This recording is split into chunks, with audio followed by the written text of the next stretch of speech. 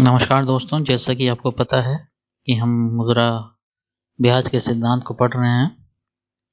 तो Keynesian theory of interest के बारे में हमने पिछले व्याख्यान में मुद्रा की मांग को जाना कि मुद्रा की मांग क्या होती है, क्योंकि मुद्रा की मांग और पूर्ति के माध्यम से ही ब्याज दर का निर्धारण होता है।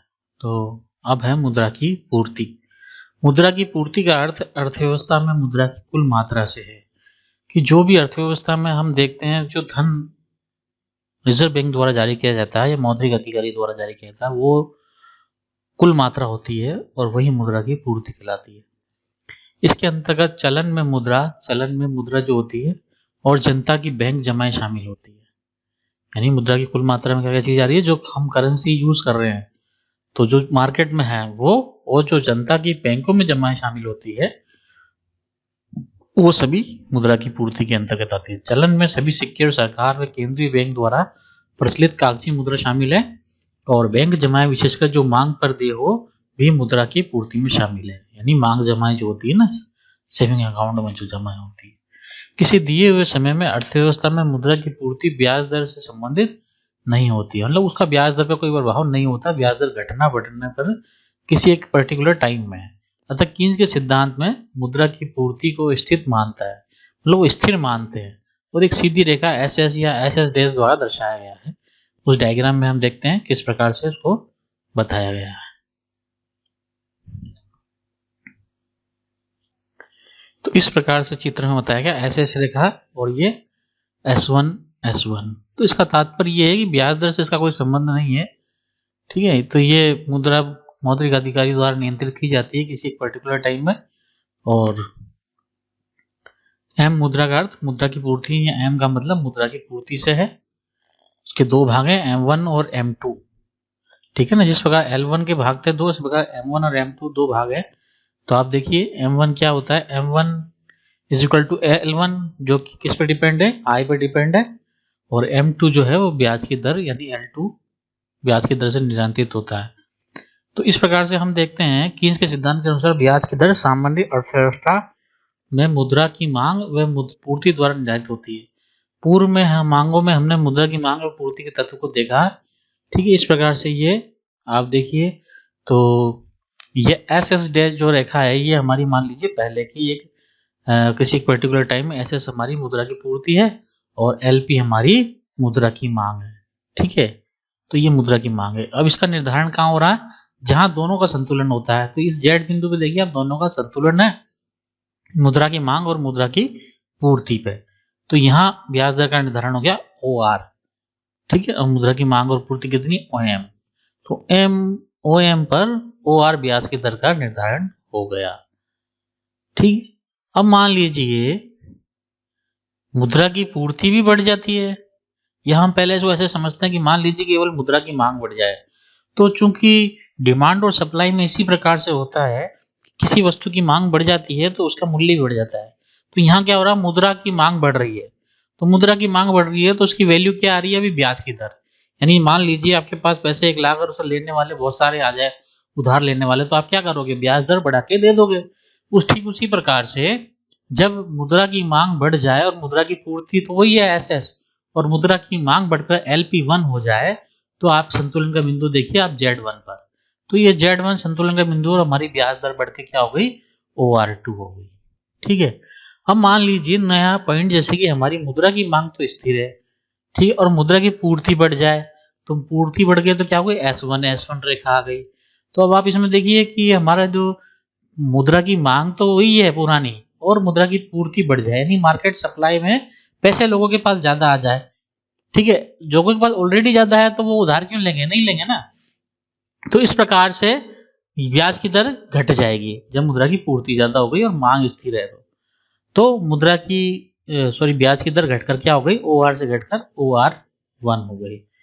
तो आपने ये देखा कि OR1 घटकर, क्योंकि मुद्रा की पूर्ति बढ़ी है, केवल मुद्रा की मांग नहीं बढ़ी, मुद्रा की पूर्ति बढ़ी है। परंतु जब दोनों में ही परिवर्तन हो जाए, मुद्रा की मांग में भी परिवर्तन हो जाए और मुद्रा की पूर्ति में भी परिवर्तन हो जाए, पर आप देखिए मुद्रा की पूर्ति में यदि दोनों में समान परिवर्तन होता है, तब तो मुद्रा की ब्याज की दर में कोई निर्धारित कोई ज्यादा खास परिवर्तन नहीं होगा। परंतु इस बिंदु पे देखिए आप, ये LP1 है और ये SS1 है, तो यहाँ संतुलन इस बिंदु पे हुआ Z2 पे। तो Z2 पे संतुलन से हमारे जो ब्याज की दर क्या निर्धारण हो रही है, R4 का निर्धारण हो रहा है। तो यदि मांग की पूर्ति की तुलना में मांग अधिक बढ़ जाती है तो ब्याज ऊंची चली जाती है, और यदि मांग की तुलना में पूर्ति अधिक बढ़ जाती है तो ब्याज दर घटकर नीचे की तरफ चली जाती है। तो इसको हम थोड़ा ये तो हम आपने डायग्राम के माध्यम से समझा, तो थ्योरेटिकल हम समझने की कोशिश करते हैं। तो आप देखिए, मुद्रा की मांग और पूर्ति वक्रों का साथ साथ रखा है, जो कि ये डायग्राम के माध्यम से हमने बताया। LP वक्र जो है कुल मांग को दर्शाया, तरलता अधिमान की स्थिति को दर्शाती है, जबकि SS वक्र मुद्रा की पूर्ति को दर्शाती है, जो आरंभ में OS स्तर पर है। ये दोनों वक्र बिंदु Z पर मिल रहे हैं। Z बिंदु हमने जब C वाला बिंदु बताया था, इस पर मिल रहे हैं, और जहां मुद्रा हेतु समान है। यहाँ स्थिति OR ब्याज की दर है, ये OR ब्याज की दर हो गई, ठीक है। अतः OR ब्याज की साध्य दर है। इस ब्याज दर पर लोग मुद्रा की मात्रा को घटाना बढ़ाना नहीं चाहते। अन्य सभी ब्याज दरों पर तो मांग की पूर्ति से अधिक है और पूर्ति मांग से अधिक, जैसे OR1 पर। तो इसके अलावा जो कोई भी स्थिति बनेगी वो सब असामयिक स्थिति होगी। फिर ये डायग्राम के माध्यम से बताया है, यदि LP1 से सरककर SS स्थिर है, जैसा कि हमने बताया कि पूर्ति वक्र तो स्थिर है और मुद्रा की मांग बढ़ गई, तो नया साम्य बिंदु Z1 पर होगा, जबकि ब्याज की दर OR2 इतनी ब्याज दर बढ़ जाती थी। तो यदि SS तथा SS डैश वक्र सरककर LP स्थिर रहे, यदि मुद्रा की मांग स्थिर रहे और पूर्ति बढ़ जाए, तो ब्याज की दर घटकर क्या हो जाती है, OR1 कम हो जाती है। और यदि दोनों वक्रों को साथ साथ दाईं ओर खिसका दिया जाए तो Z2 बिंदु पर होगा संतुलन, और उससे OR4 निर्धारित होगी। तो ये तीनों स्थितियां हमने अपने डायग्राम में देखी, ठीक है। अब एक शब्द आता है तरलता जाल, लिक्विडिटी ट्रैप। यानी लिक्विडिटी ट्रैप से तात्पर्य ये है कि ये जो हमारा LP वाला जो होता है मुद्रा की मांग का, ये एक नीचे गिरते गिरते ब्याज की दर गिरते गिरते एक ऐसी स्थिति में आता है जब ये एक्स एक्सिस के पैरेलल हो जाता है। तो ऐसी स्थिति में चाहे मुद्रा की मांग कितनी ही बढ़ जाए या कम हो जाए, ठीक है, ये क्या होता है कि ये स्थिर हो जाती है। यानी ब्याज दर उस एक पर्टिकुलर स्थिरता पर आकर उससे नीचे नहीं गिरेगी। तो जैसे कि उदाहरण के रूप में समझे तो 2% पे क्या होता है, असीमित होती है, यानी कि मुद्रा की मांग इस 2% पे स्थिर हो जाती है। तो ये हमारा तरलता की स्थिति आ जाती है, तो उसको तरल स्थिति कहते हैं। तो तरलता जाल क्या होता है, ये स्थिति दर्शाती है जैसे जैसे L2 वक्र पर बढ़ते हैं तो ब्याज दर घटते जाना मुश्किल हो जाता है, यानी धीरे धीरे ब्याज दर जो घटती होती है वो कम हो जाती है। वो वैसे तो तेजी से घटती है, परंतु एक स्थिरता के बाद आने के बाद वो तेजी से नहीं घटती है और घटना मुश्किल हो जाती है। जैसे जैसे ब्याज दर गिरती आती है वह वक्र अधिक लोचदार होता चला जाता है। यानी लोचदार क्या होता है, वो एक्स एक्सिस के पैरेलल होना शुरू हो जाता है। अंततः OR0 दर पर वक्र पूर्णतः लोचदार हो जाता है। यानी पूर्णतः लोचदार की स्थिति में क्या होता है, लिक्विडिटी ट्रैप होता है और तरलता जाल की स्थिति आ जाती है। जैसे जैसे ब्याज दर घटती जाती है, ब्याज की आय की हानि का जोखिम बढ़ता जाता है।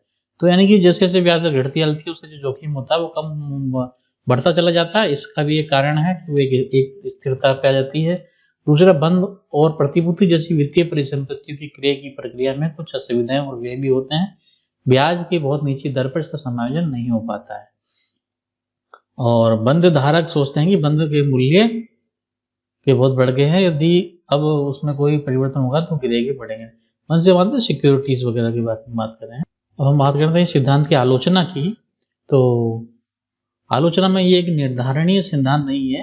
निर्धारणीय सिद्धांत से तात्पर्य ये हो गया कि मुद्रा की मांग का पहला भाग L1 तब तक नहीं जाना जा सकता जब तक कि हम आय के स्तर को नहीं जाने, और राष्ट्रीय आय के स्तर जो होते हैं वो अलग अलग होते हैं।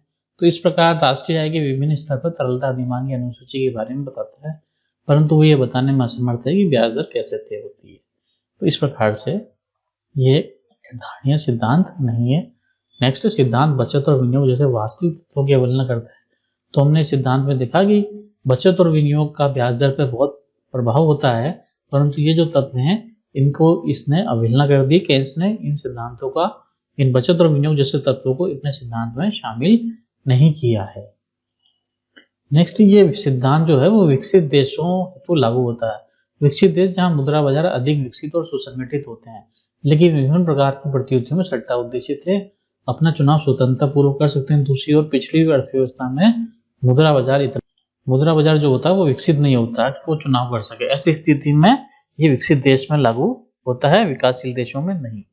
कीन्स ने तरलता को एक सरलीकृत स्वरूप लिया है, मतलब बहुत ही सरल रूप में ले लिया तरल को, जबकि उसके दैनिक, साप्ताहिक, वार्षिक अलग अलग प्रकार की ब्याज दर का निर्धारण होता है, परंतु इस प्रकार की चीजों का और शामिल नहीं किया गया सिद्धांत में। और ये सिद्धांत जो एक पक्षीय है, तरलता अधिमान सिद्धांत ब्याज दर निर्धारक के रूप में मुद्रा की मांग पर अधिक बल देता है, वे मुद्रा की पूर्ति को प्रभावित करने वाले तत्वों का विश्लेषण नहीं करता। मतलब इस सिद्धांत में जो मुद्रा की पूर्ति को प्रभावित करने वाले कारक है उनका विश्लेषण नहीं किया है। जैसे कि मुद्रा की मांग को प्रभावित करने वाले कारक तो हो गए, परंतु मुद्रा की पूर्ति किस प्रकार प्रभावित होती है तो उसका शामिल नहीं किया गया है, इसलिए इस सिद्धांत को एक पक्षीय भी कहा गया है। सारांश के रूप में हम इस सिद्धांत को समझें तो कीन्स के रोजगार, ब्याज और मुद्रा के सामान्य सिद्धांत में ब्याज के सिद्धांत का महत्वपूर्ण स्थान है। जैसा कि हमने कहा है कि ये किताब से लिया गया है, general theory of employment, interest and से। उसे ब्याज का वृत्त सिद्धांत कहा था। कीन्स का सिद्धांत मौद्रिक और तरलता अधिमान सिद्धांत कहलाता है। इस सिद्धांत के अनुसार ब्याज की दर मुद्रा की मांग और पूर्ति द्वारा तय होती है। मुद्रा की मांग समाज के सौदा, सतर्कता, सट्टा उद्देश्य पर निर्भर करती है और सौदा, सतर्कता उद्देश्य आय पर निर्भर करते हैं, जबकि सट्टा उद्देश्य ब्याज दर से संबंधित होता है। मुद्रा की सट्टा मांग ब्याज की दर से विपरीत दिशा में संबंधित होता है। जिससे सट्टा की मांग जो होती है वो ब्याज दर बढ़ती है तो सट्टे की मांग कम होती है, और यदि ब्याज दर बढ़ती है तो सट्टे की मांग कम होती है, ब्याज दर कम होती है तो सट्टे की मांग ज्यादा होती है। क्या के मूल्य और ब्याज दर में विपरीत संबंध, दिखाई संबंध होता है। और भावी नीची ब्याज दर पर तरलता जाल स्थिति होती है, तरलता जाल की स्थिति आ जाती है। और ब्याज की दर वे साम्य होती है जहां मुद्रा की कुल मांग और कुल पूर्ति बराबर हो जाती है। उसकी अनिर्धारणीयता, अपर्याप्तता, सीमित क्षेत्र तथ्यों से असंबद्ध आलोचना की जाती है। तो 12 बिंदुओं में हमने ये दर्शाया है कि किस प्रकार से कीन्स ने मुद्रा ब्याज के सिद्धांत का प्रतिपादन किया है, उसकी क्या क्या तत्व हैं। धन्यवाद।